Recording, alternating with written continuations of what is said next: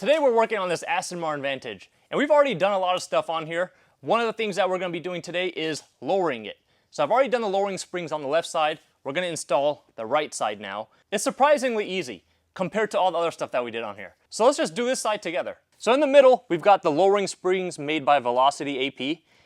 This side is the rear, this side is the front. Right next to them, we've got their respective stock springs. So on the rear, it doesn't look too different, although you can tell that the coils are a little bit closer together in some spots. They are a little bit different size as well. But overall, height-wise, the rear is pretty similar. The front, on the other hand, it is definitely a little bit shorter. But same thing again, the actual, the length between some of the springs is different. I don't think these are linear springs. Obviously, there's like a helper section at the bottom. These are the new ones that are going in. They are interchangeable side to side, so they're not side specific. And we are going to be reusing the factory strut assemblies. Now on the Aston Martin, I do believe that the strut assemblies are Bilstein struts all around. This is a 2013. It only has 25,000 miles. The lowering springs are not going to lower it like a drastic amount. I mean, we're not trying to go slammed enough with this car, right? This is just lowering it, getting rid of some of that fender gap. I don't think there's any car out there that doesn't look better with less fender gap. I mean, even trucks, let's be honest here. Lower trucks look amazing, right? So this should be the perfect amount of low. And then we've got some spacers to top it all off. Now, installing these, like I said, we're going to be reusing the struts, so we do have to take apart all the factory stuff. Let me show you. So usually whenever I'm working on cars, I always like to start with the hard part first, because especially when you're working on cars, you guys know this, things sometimes that are supposed to take 20 minutes end up taking 20 days. Or maybe that's just me, I don't know. But either way, we're going to start with the hard part first. On this car, the hard part is actually the rear suspension. On most vehicles, when you're trying to lower them, put coilovers, stuff like that, the front's usually a little bit harder, especially removing the stock stuff. But on Aston Martin, the rear, the whole strut assembly, the strut mount, all of that, shock mount, whatever you want to call it, is all underneath the fender liner. So we got to take off the whole fender liner, and then we got to take out a couple of control arms and stuff, loosening things, and then we can pull it out.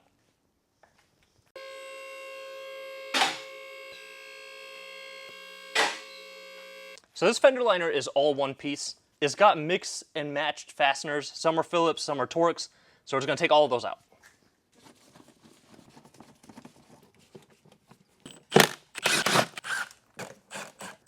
And there's one more Phillips behind the sway bar, but I think this one has like a plastic.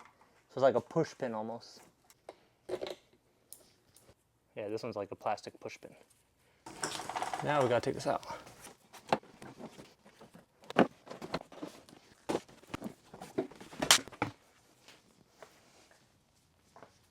So here is the whole strut mount. We've got just 4 bolts. Luckily, we don't have to take apart the whole interior to get to them. Just that one piece of fender liner. And then we do have to remove the bolts from the bottom of the strut as well. So here is where the strut attaches to the bottom of this lower control arm. So what we need to do is we got to take this bolt out. It's just a bolt right into the control arm. And then we also need to take out this bolt into the spindle so we can lower this lower control arm, and this can slide that way. And then we can pull it around and go through this gap, lift it up, take it out.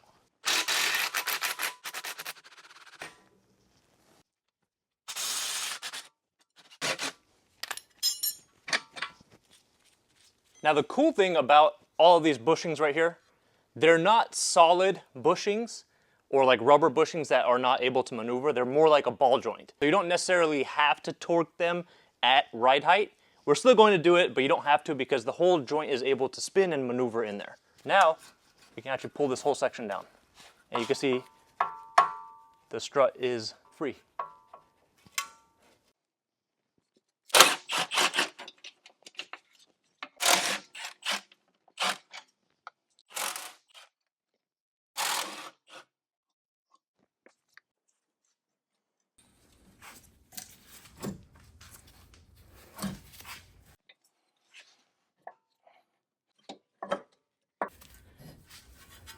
Okay, so now I've just moved the whole spindle and I put it so that way the control arm is underneath the spindle instead of going into the through area. Now you can see the shock assembly is able to move around. Now we just have to pull it off from right here.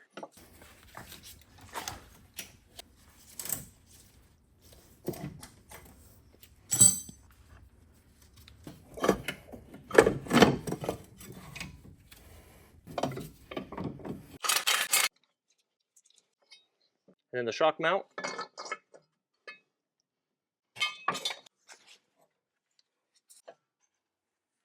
Voila. Now we're going to loosen this nut off the top of the shock mount. That way we can separate everything. Now be honest, how many of you guys thought that I was just going to loosen that without compressing the spring, just let it go fly out? I'm not. I'm just loosening it first. Now we're about to take it to the spring compressor.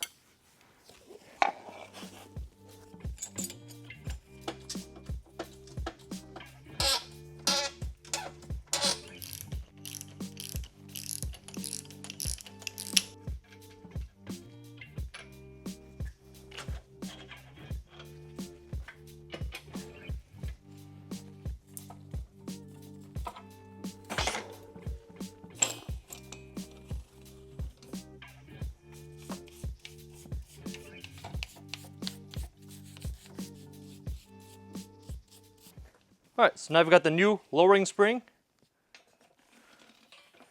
You want to make sure you have the right orientation. The flat spot goes on the bottom. And there's an indent on the upper mount. And it's got a little rubber isolator right there. So that lines up with the end of the spring. Got the washer. And we got the nut.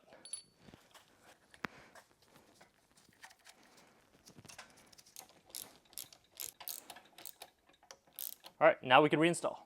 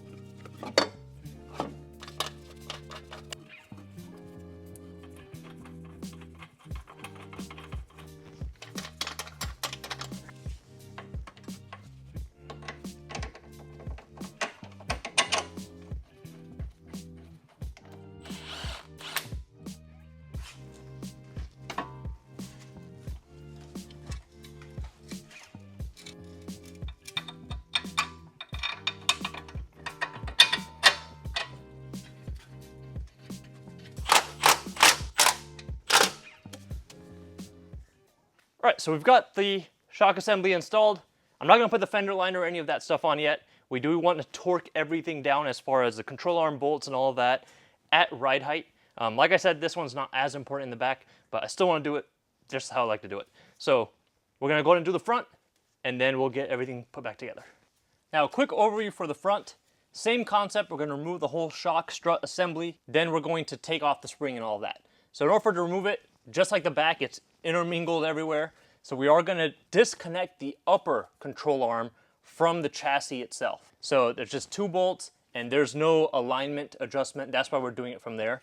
So we're gonna be able to pull those bolts out, then we're gonna be able to take this whole spindle assembly and tilt it this way. And then what we can also do is maneuver the strut assembly around so that we can pull it out.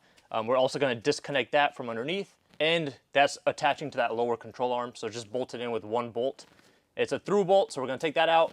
Then we've got the strut bar on the top from the engine bay, and the strut mount itself, the 3 nuts on there. And we should be good. So let's start by taking off that strut bar. So we're gonna try to do this without removing the fender liner. I already had the driver's side fender liner off because we had to remove that exhaust manifold for other work. So I'm gonna try to do this without taking out the fender liner. Let's see what happens.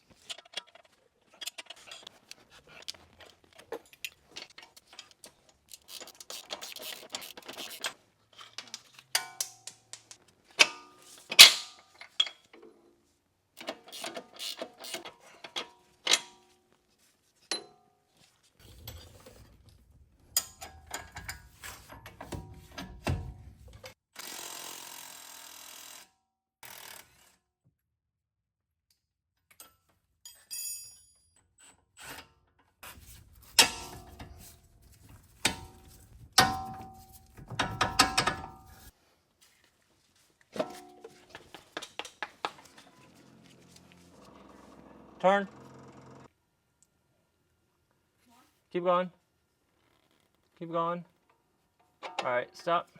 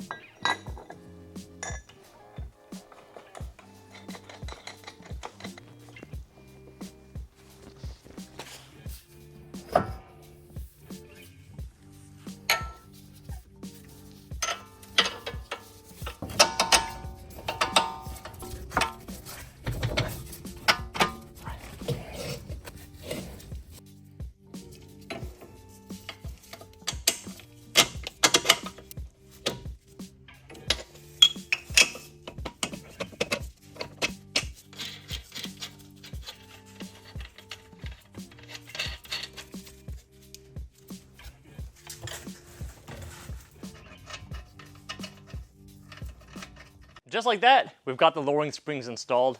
Now we actually have to torque everything down. Now, like I said, this is one of the easier installs that I've had to do with lowering springs just because everything just comes off so easy. It's also 25,000 miles, so nothing's really corroded or anything like that. So I'm gonna finish up some other work and then we'll go ahead and start torquing everything down. All right, so with everything installed, now we need to torque everything at ride height. So the way I'm gonna do this, I'm gonna go ahead and tighten things down enough, that way it's loose enough where the arms can move around, especially the upper control arm, because those bushings are solid, so those are rubber. We want them to be able to articulate. That way when it's at ride height, we can fully tighten it down and then they can't move. And this is just pretty much how you set the preload. So right now, this is at full droop. So there's no load on the suspension. That means that everything is all the way drooped down. Once we have a ride height, it's gonna compress a little bit. We'll torque everything down. And then when we lift the car back up, when it's drooping, the suspension is gonna be preloaded already. So it's gonna wanna have to spring back. So that's pretty much what we're trying to accomplish here. Now, in order for me to do that, there's a couple ways to do it. If you're doing it on jack stands or something like that, you can jack the suspension up from one of the control arms, which is a little risky, but you can do it that way and jack it up from the control arm until it lifts off of the jack stand a very slight amount. That just means now that the suspension is at the right height because it's lifting up the car. Now, with that being said, the way that I'm going to be doing it, I'm going to put the wheel back on the car, and then I'm going to lower the car. I'm going to do it for both front wheels at the same time. Lower the car just enough until the lift arms are getting off of the body of the car. And in order for us to have enough space underneath to be able to get in there, I'm just lowering it on this wheel. You can do it with 2x4s. You're just going to need a lot of 2x4s. So that's how we're going to do it. And then I'm not going to fully get to torque spec, but I'm going to get it tight enough where it's not going to be able to move, and then lift the car back up, take the wheels off, and then torque it down fully. That way we can make sure everything is where it needs to be.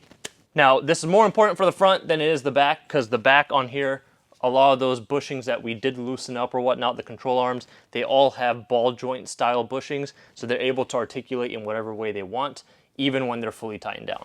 But we're going to do the same thing on both sides. Just going to start with the front.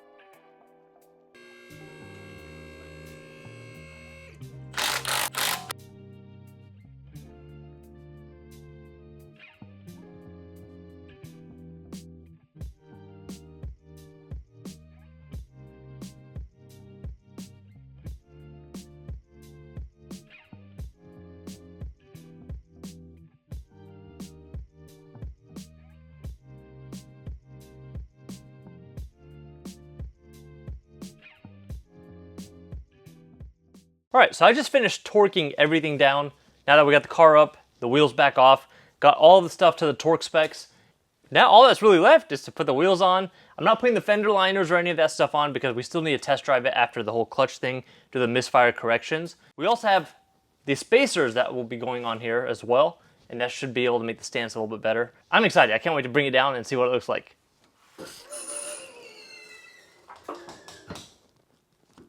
All right, so we've got everything torqued down, wheels are torqued, it's ready to go. Let's take it for a spin.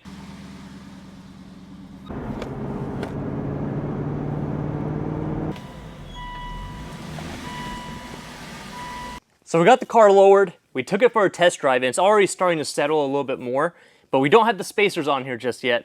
This is how it looks without the spacers. It definitely needs spacers. I mean, we can probably use about an inch spacer in the front, maybe about 2 inches in the back, but can't wait to get those on, and let's see what the final product looks like. So whenever you lower a car, you're going to get natural negative camber. Now, if you put coilovers on with camber adjustment, or you put lowering springs with camber adjustable top hats, you can correct that camber back. But usually, like in this case with Aston Martin, we put lowering springs on the factory suspension, so factory dampers, so we don't have any camber correction there. So there's going to be some negative camber. Now with that being said, whenever you have negative camber, that's going to put the top of the wheel further in. So positive camber, the top of the wheel comes closer to like the quarter panel or the fender lip. Negative camber goes towards the inside of the wheel well. So now the car's going to be lower. We're going to get rid of the wheel gap. But what's going to happen is it's going to seem like the wheels are sunken in. So that's why we've got spacers. So these are H&R spacers, probably the best in the game. And the price reflects that as well. So I think these spacers are like $200 or $300 just for a set. And then the front is a different price as well. But the ones in the back, we went with 40 millimeter spacers, pretty big. Now with 40 millimeter spacers, I mean, that thing is thick. So what we're gonna actually have to do is we're gonna bolt this to the factory hub with the lug nuts that they provided. And then we're gonna use the factory lug nuts on this. So this car in particular, Aston Martin Vantage, it is hub centric. So this hub is gonna sit right on the factory hub. And then we're gonna get a new hub for the wheel to sit on. And then we're gonna use the factory lug nuts on this. We're gonna use the provided lug nuts in here. Now, I'm not a big fan of spacers just because it just puts unneeded stress on the wheel bearing itself. But in this case, we're trying to stick with this factory. We're going with the OEM Plus. You don't really have too many wheel options from the factory for an Aston Martin. So these are really good looking wheels. We really just want to get rid of that sunken in look.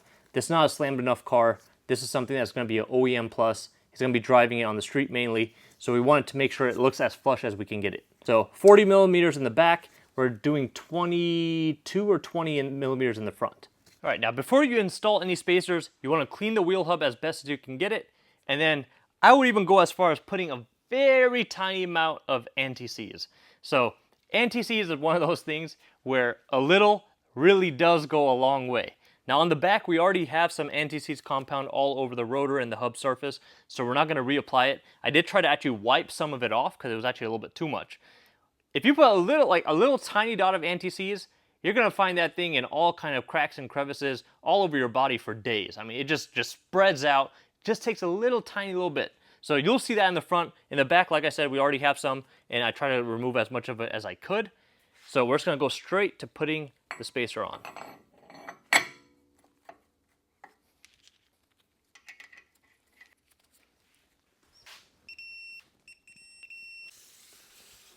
It's a chunky boy.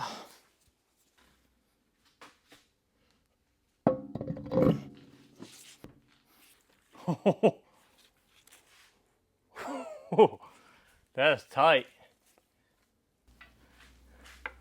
I guess we'll see what happens. Oh, that might be a little bit too much. Worst case scenario, we'll move it to the front. It's gonna look spicy. Why is it spicy? Hot diggity.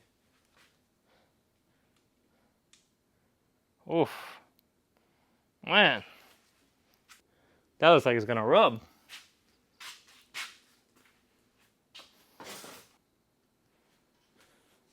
$40 millimeters, how many inches is that? Looks like 6 inches to me. No, it's about 1 inch. Could be 6 though, depending on who you ask. This thing gonna need mud flaps. All right, so the front is a 22 millimeter spacer. And we already got anti-seize on there. I just hope that the lugs are long enough, but we're about to find out.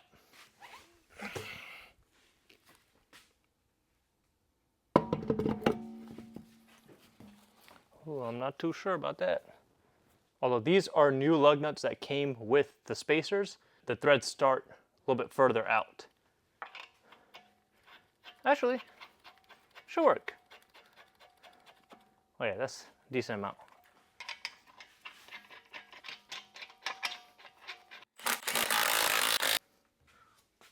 Oof, this one definitely fits better than the back.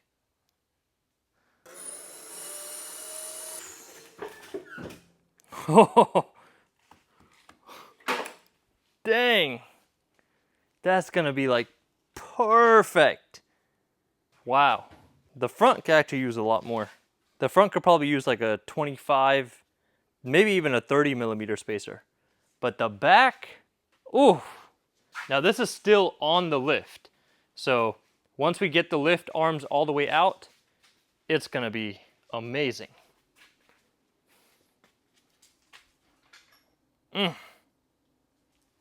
Wow. Nothing beats cosmetic mods. I mean, that's just, I mean, I'm all for maintenance, but even if it just didn't run, like most of my cars, and just sat there, I'm happy, I'm content. That's probably why I have so many cars. It's nice to have them. They just look good, you know what I'm saying? It's like yard art. Oh, this one runs and drives great. All right, let's get it off the lift.